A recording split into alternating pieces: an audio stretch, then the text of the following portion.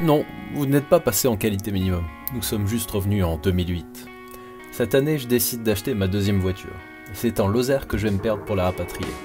La fougue et l'optimisme de la jeunesse me font partir en train pour retrouver une vieille voiture italienne à redémarrer dont le propriétaire me promet qu'elle est moins rouillée que le Titanic. Je découvre émerveillé des gares de plus en plus improbables jusqu'à arriver à Mende où le propriétaire me récupère pour aller redémarrer la voiture à l'arrêt depuis plusieurs mois. Un personnage très sympathique mais singulier notamment par sa conduite dynamique mise en péril par le fait qu'il soit borgne. Le redémarrage de la voiture est un succès mitigé par le flot d'essence s'écoulant des durites manifestement en fin de vie. La jeunesse optimiste corrige ce problème grâce à un gros rouleau de duct tape. C'est un peu comme les Serflex, la solution à tous vos problèmes. Dès le lendemain matin, je me mets en route et m'empresse de me perdre sur une itinéraire totalement improbable de départemental intégralement enneigée. Malgré mon inexpérience et ma méconnaissance de la voiture chaussée en pneus été, tout se passe pour le mieux et je suis vraiment conquis par ce petit 4 cylindres à plat. Quel caractère, quelle sonorité. Ça ne fait vraiment 86 chevaux. Voilà de quoi se sentir éveillé jusqu'à mon arrivée tardive. Une dernière photo pour la route et au repos. Dès le lendemain, je m'attaque à la dépose des pièces indésirables, que vous n'avez pas pu manquer. Autocollant et projecteur additionnel défigureraient cette voiture qui par ailleurs est incroyablement saine, conformément à ce qu'avait annoncé son propriétaire. Après un rapide nettoyage et un tour supplémentaire sur neige, je commence à m'en occuper sérieusement. Remplacement des dulles lave-vitre HS, du volant mal en point, pas identique hélas, et prévention contre la rouille du seul impact majeur de la carrosserie. Pour ce faire, je décape les zones corrodées, mastique, afin de redonner le galbe d'origine, puis réalise une passe d'après en faisant preuve d'un souci esthétique évident. Je finis quelques mois plus tard par reprendre cela proprement en finissant par perdre l'aile intégralement. Pas si mal pour une première fois. Notez par ailleurs la prédisposition de ce brillant direct à redonner le meilleur de lui-même à la simple vue d'un flacon de polish. Toujours animé par ce même souci d'esthétisme, je décide de rénover l'ensemble des pièces fournies avec la voiture, dont ces petites jantes 13 pouces. Même les enjoliveurs d'origine y passent loin. Ma première expérience avec le pistolet à peinture me motive également à reprendre les pare-chocs frottés à divers endroits. Même dans l'attente du passage d'un vernis, elle présente déjà plutôt bien cette petite affaire. L'intérieur, par ailleurs en excellent état, nous propose, sur cette version raide, les sièges de son homologue QV, nettement plus sportive quand même. Allez, prenons rapidement son volant pour découvrir ce qu'elle peut nous proposer. Vous entendez cette belle fuite au collecteur d'échappement? Rien qui ne puisse m'empêcher de faire les sorties sans aucun but, juste pour le plaisir de la conduire. Ah tiens, celle-là je vous l'ai déjà présentée.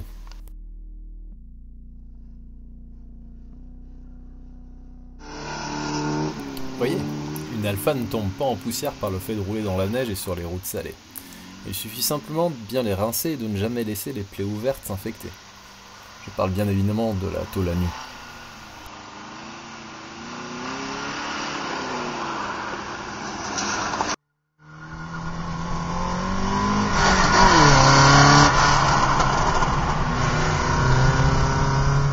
A défaut de rouille, elle nous propose le cliché de l'italienne dont les voyants s'allument sans raison. Réserve d'essence et voyant d'alternateur dans le cas présent. Il faut simplement savoir le prendre au second degré.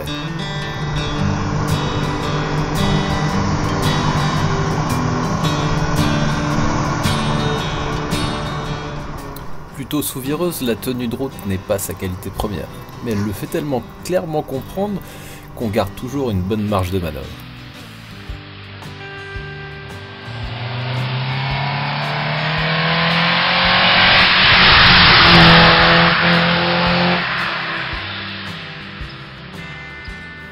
Repassons quelques instants sur la partie mécanique. Probablement motivé par une soudaine prise de conscience à la vue des collecteurs bouillants en contrebas, j'ai très rapidement remplacé les durites d'essence HS pour enchaîner par le remplacement de la distribution et des dynamiques. Par la suite, souffrant du mal hivernal, j'ai également changé le thermostat, bloqué ouvert. Un entretien classique mais très nécessaire plus tard, je me retrouve incapable de commander l'embrayage sans frénétiquement l'actionner pour pousser autre chose que de l'air dans le circuit. Il est temps de remplacer l'émetteur et le récepteur d'embrayage.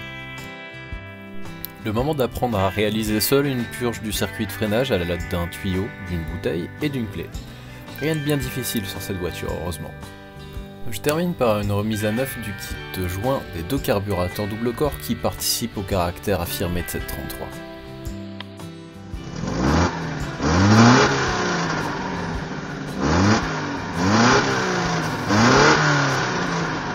En parlant de moteur boxer, on pense généralement à Subaru. Pourtant, les moteurs Alpha sont tout aussi singuliers et méritent le détour.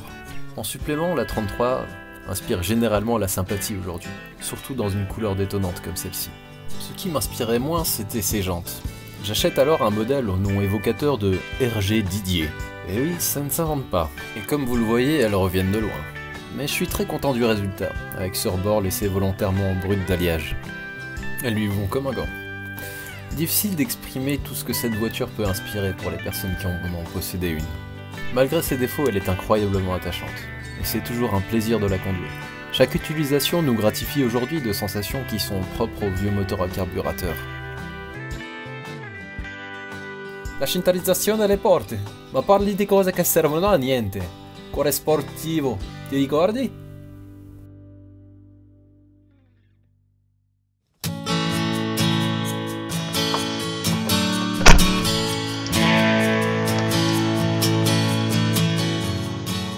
Moquez-vous tant que vous voudrez. Mais insérer la clé dans le Neumann de la main droite, c'est quasiment acrobatique avec une 33.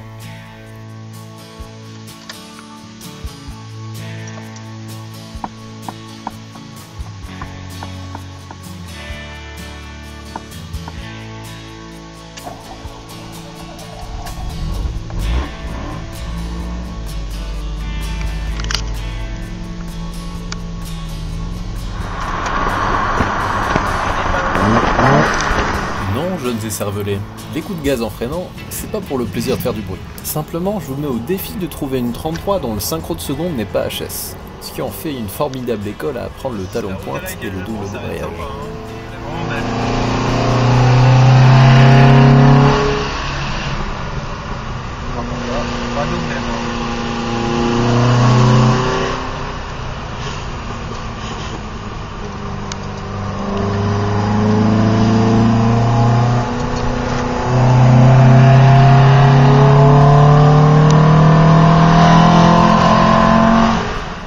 Franchement, vous arrivez à résister à une sonorité pareille, venant de 1350 cm3 de fonte? Moi non. Raison de plus pour soigner la ligne d'échappement un peu mal en point. Une fois étanche et privé d'intermédiaire, on se croirait presque au bord d'une spéciale de rallye.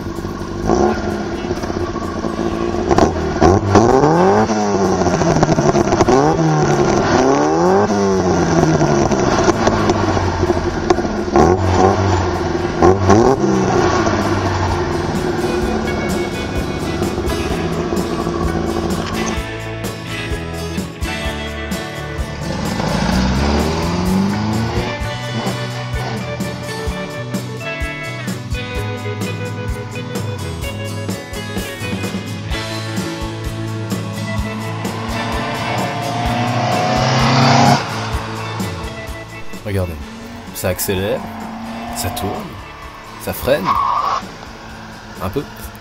Que demande le peuple?